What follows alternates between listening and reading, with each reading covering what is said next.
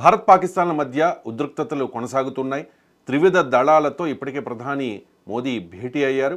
సైన్యానికి పూర్తి స్వేచ్ఛ ఇచ్చిన నేపథ్యంలో ఎప్పుడేం జరుగుతుందో, ఎప్పుడు భారత్ పాక్ మీద లేకపోతే ఉగ్రవాదుల మీద విరుచుకుపడుతుందోనన్న ఒక టెన్షన్ నెలకొంది. మరోవైపు పాకిస్తాన్లో చూసుకుంటే అక్కడ యుద్ధ భయం ఉంది. పాక్ ప్రజల్లో, పాక్ ఆర్మీలో, పాక్ నేతల్లో కూడా యుద్ధ భయం ఉన్న పరిస్థితి. ఈ నేపథ్యంలో యుఎన్ఓ భద్రతా మండలి సమావేశం జరుగుతోంది. ఆ సమావేశానికి పాకిస్తాన్ వెళ్ళింది. ఎంజీరావు గారు, ఎందుకు ఐక్యరాజ్య సమితి భద్రతా మండలికి పాకిస్తాన్ వెళ్ళినట్టు?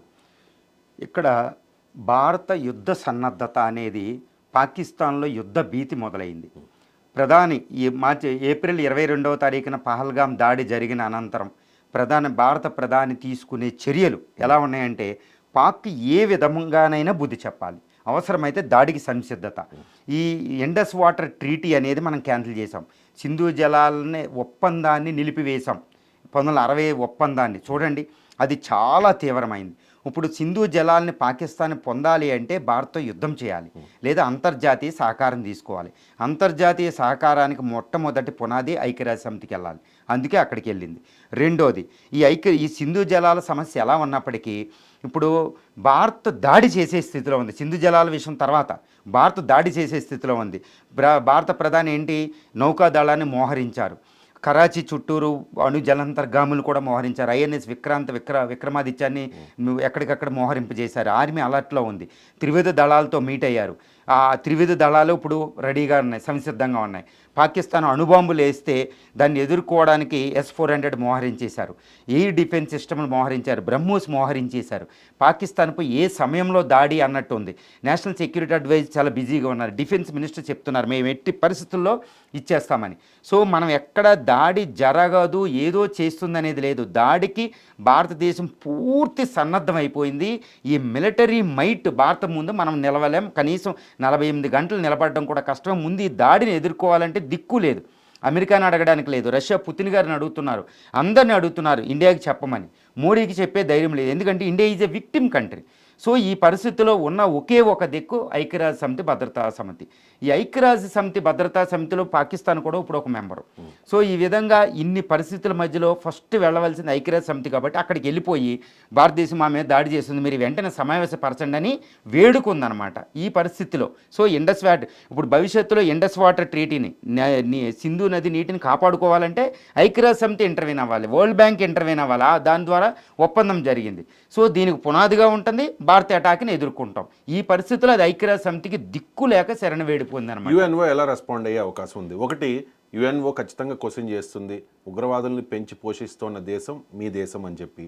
మరి కొంతమంది ఖవాజ్ ఆసిఫ్ లాంటి వాళ్ళు కూడా ఒప్పుకున్నారు కదా, చాలా మంది నాయకులు ఒప్పుకున్నారు. బిలావల్ భుట్టో కూడా ఒప్పుకున్నారు, మా దేశంలో ఉగ్రవాదం ఉంది అని చెప్పేసి. సో ఇప్పుడు ఒకటి, ఉగ్రవాద దాడికి సమాధానం చెప్పాల్సిన అవసరం ఉంటుందా యుఎన్ఓ క్వశ్చన్ చేస్తే? రెండు, అణ్వస్త్ర భూతాన్ని కూడా చూపిస్తోంది, అణ్వస్త్ర భయం పెడుతోంది, బ్లాక్మెయిల్ చేసి భారత్ని, బాధిత దేశం భారత్ని హెచ్చరించే ప్రయత్నం చేస్తోంది, బ్లాక్మెయిల్ చేసే ప్రయత్నం చేస్తోంది. సో యుఎన్ఓ ఎలా స్పందించే అవకాశం ఉంటుంది? ఇప్పుడు ఐక్యరాజ్య సమితి ఏర్పడింది ప్రపంచ శాంతి దృష్టితో, రెండవ ప్రపంచ యుద్ధం తర్వాత ఏర్పడింది. ఈ ఐక్యరాజ్య సమితి భద్రతా సమితి అంటే ఇక్కడ 15 మంది సభ్యులు ఉంటారు. 15 మంది.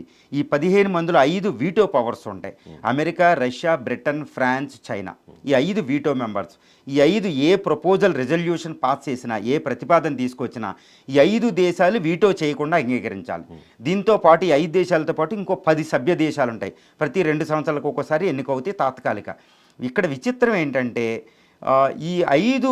ఈ 10 తాత్కాలిక సభ్య దేశాల్లో ఇప్పుడు పాకిస్తాన్ అక్కడ ఉంది, ఇండియా లేదు, భారతదేశం లేదండి. 10 సభ్య దేశాలు అది ఒకటి ఉంది. పాకిస్తాన్ మెంబర్ ఇప్పుడు మొన్న అయింది, కొన్ని నెలల క్రితం. 5 శాశ్వత సభ్య దేశాలు ఉన్నాయి, 10 పర్మనెంట్. ఇప్పుడు ఇది క్లోజ్డ్ డోర్ మీటింగ్ అనమాట. ఈ 15 సభ్య దేశాలు మాత్రమే అక్కడ అటెండ్ అవుతాయి. కానీ ఈ 15 సభ్య దేశాలకి ప్రతి 6 నెలలకు ఒక ప్రెసిడెంట్ ఉంటారు. ఇప్పుడు ఆ ప్రెసిడెంట్ ఇండియా పరమ స్నేహితురాలు గ్రీస్ ఉంది.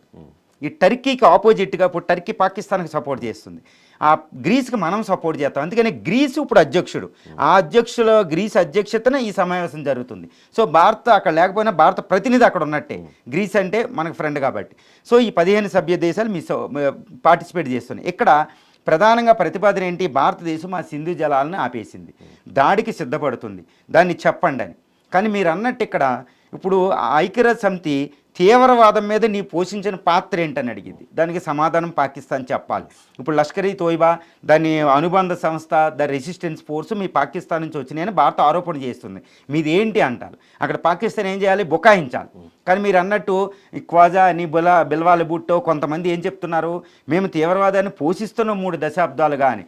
ఇప్పుడు పాకిస్తాన్ బొంకడానికి లేదు. అందువల్ల తప్పనిసరిగా అది ఇప్పుడు ఎవరైనా మా దేశం నుంచి వెళ్తే మేము పట్టిస్తామని ఐక్యరాజ్య సమితిగా చెప్పాలి. సో తీవ్రవాదం in whatever the its forms it should not be complacency. అంటే ఏ రకంగా తీవ్రవాదం ఉన్నా దాన్ని నిరోధించాలనేది ఐక్యరాజ్య సమితి ప్రతిపాదన ఉంది. ఆ ప్రతిపాదన ప్రకారం అది దాన్ని ఒప్పుకోవాలి. సో అది చేయాలి.